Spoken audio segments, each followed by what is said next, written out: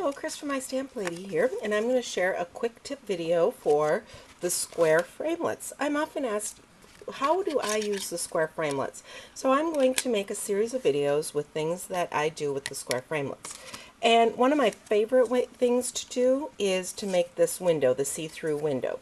So I've stamped the flower and colored the flower on the back of a 4 1/4 by 11 inch piece of cardstock, folded that in half, and made that the reason I most often use my square framelits, because I really like that you can go anywhere in the cardstock and make a window. So to show you, I'm not going to show you the whole card, but just how I made the window. Okay, to start off with, I cut my Whisper White cardstock, folded that in half. Now I'm going to open it. Well, first of all, while it's in half, I took my top layer.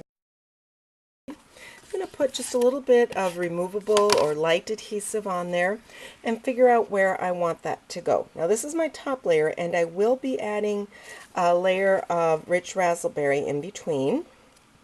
So centering that die, I'm sorry, a magnetic platform with the acrylic pad on it. Always make sure your acrylic pad, if it has, mine has just a slight curve to it, make sure that it's curving down towards the magnet, because you're going to get a better hold. Making sure that that's open. Let's place that. Okay, and let's run that through. Let's take this off, pop out that center, and you'll notice that because there is the 2 layers, and it might leave a slight indentation even without the 2 layers, but there is like a little frame around the window, and I'm fine with that. Okay, so I have my top and my back layer. Yeah. I'm going to adhere my soft sky piece to a rich raspberry piece that's 1/8 inch larger on both sides, and placing this down on the magnetic platform, placing my square right in where it went through the first time, and it really kind of nestles right in there nicely. And then once I pull that, that cuts off that. So then to finish up, all I have to do is line back up my frames, and it should be centered right on the front of the card.